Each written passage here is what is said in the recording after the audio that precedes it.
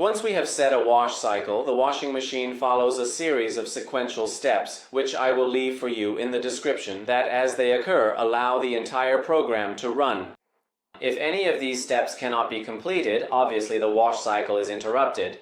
In this video, we will address the issue concerning the failure to heat the water. During operation, if the washing machine is unable to get past the heating phase, it remains stuck in this phase for a certain period of time until, depending on the model, the maximum allotted time for heating the water is exceeded. After that, the washing machine stops and displays an error. Therefore, if we find ourselves in a situation where the washing machine has filled with water and the wash cycle is proceeding but then suddenly stops at a certain point, we should check whether the water inside the drum is hot or cold. We can simply touch the glass of the washing machine to feel if the water inside is warm or cold. If the water is cold, obviously there is a problem with the water heating, so we need to take action to restore the operation of the heating circuit, which could involve various components. In this video, however, we will specifically focus on the heating element. The heating element is located at the back of the washing machine, basically at the bottom under the drum. So in this video, we will see how to access the heating element, how to test it, and how to replace it. To access the heating element, obviously, as with anything, you need to disconnect the power supply first, so work in complete safety. We need to remove this panel located at the back of the washing machine.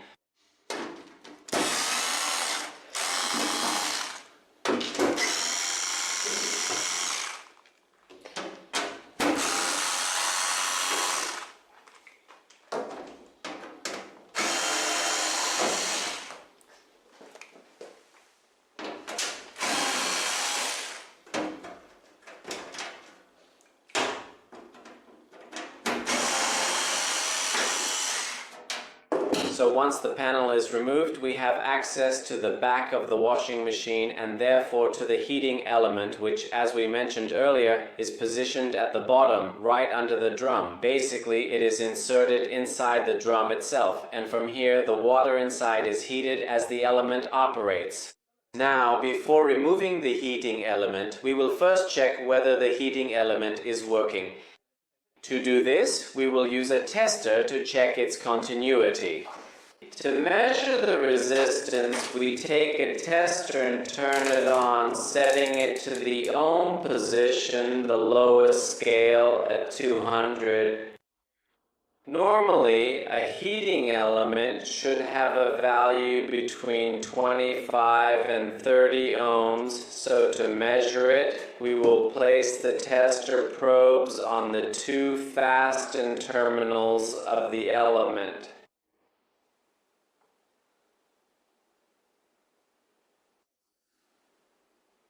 We can see that currently this heating element has a value of 28 and something.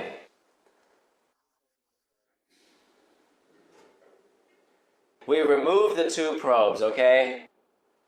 In this case, the heating element is working. If there had been no electrical continuity, we would have had to replace it. So now, let's see how to proceed in case it needs to be replaced. First of all, we need to carefully remove, or rather we need to fully disconnect the electrical connections. So from here, we need to gently detach these connectors. I'm using my hands, but if necessary, we can use pliers to get more leverage to apply a bit more force.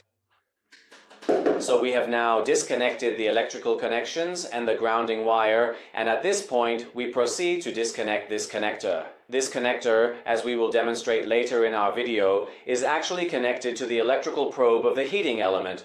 This particular connector could also be responsible for the lack of heating if there is an issue with it.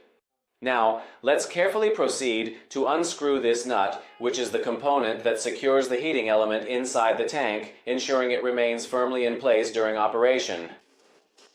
To unscrew the heating element, in this case, we'll use pliers. So just loosen this screw, this one here, okay?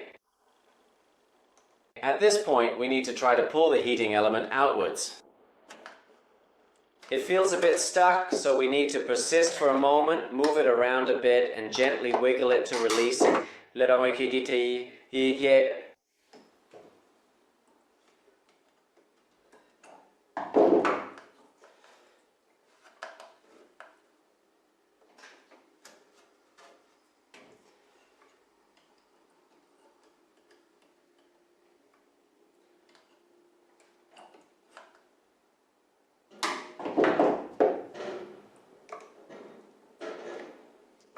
Let's keep slowly and carefully unscrewing this screw here so we can gradually loosen the gasket inside, which presses firmly against the edge of the tank and prevents the heating element from being removed. So we push it forward just a bit more. Later we'll see exactly why we need this kind of movement.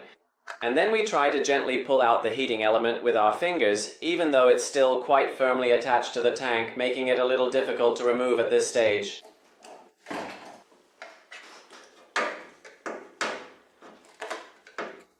So in this case, we use a screwdriver as leverage by carefully placing it underneath this area, just like this, to help the heating element come outwards. Make sure to position the screwdriver gently and steadily, applying even pressure as you work. This helps to gradually ease the heating element out of its place. Take your time and ensure the tool is in the correct spot so the element comes out smoothly and without causing any damage. We carefully remove this screw and gently pull this part outwards, so that at this point we can take out both the temperature probe and use leverage. So we firmly grab the heating element from here and make this movement to extract the gasket from inside the assembly. Proceed slowly and carefully to ensure all components are removed safely and correctly. If necessary, we can also use a screwdriver to very gently and carefully pry the heating element's gaskets so as to gradually push them outward.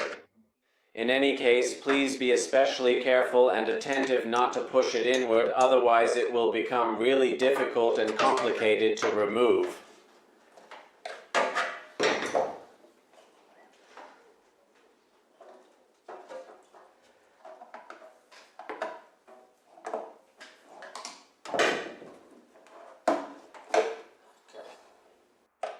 We have removed the heating element.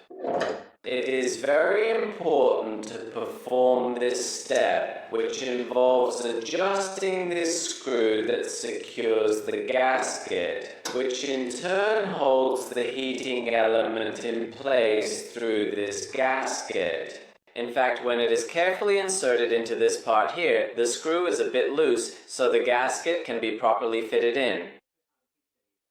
When we carefully tighten this screw, the screw gradually pulls this metal part back, which then presses down more firmly on the gasket, slightly increasing its thickness, so it securely locks itself along the edge of the washing machine tub. This clearly prevents both water leakage and, as we've seen during the resistance phase, it creates a strong adhesion, a strong friction, and also because we can see that the gasket remains slightly compressed. At this point, if the gasket is slightly raised, it becomes difficult and also gets stuck. It is very important at this stage to repeat the process. Unscrew the screw in order to loosen this plate and thus reduce the thickness created when the gasket swells up again. At the same time, we must avoid unscrewing it completely at the stage when the gasket could go all the way inside, because if we don't push this, it would go completely inside, and then we would really have trouble getting it out. Once we have removed the gasket, we proceed in reverse order to insert it back in. We can use something to help it slide inside, since this area here can be a bit tricky or challenging when carefully inserting it. We can gently apply and place a little bit of dish soap on the top part of the gasket to help it slide in more easily.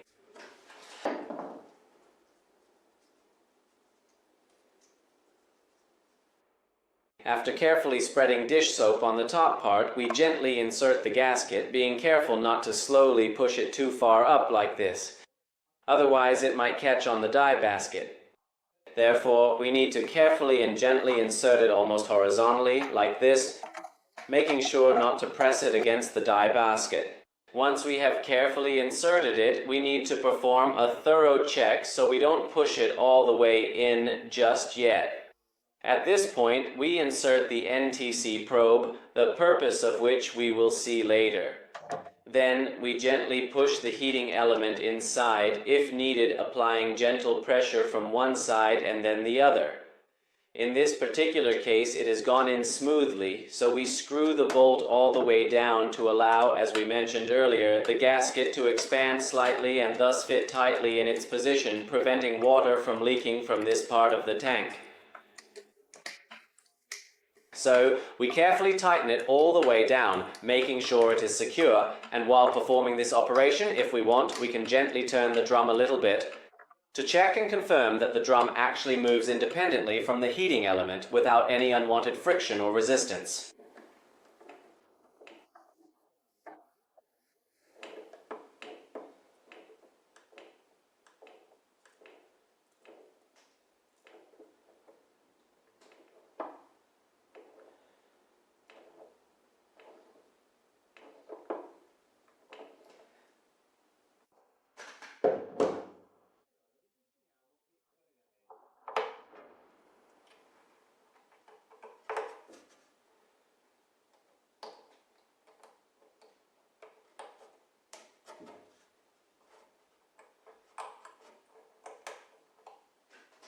At this point, we have now successfully finished the entire process of carefully replacing the electric heating element in the washing machine.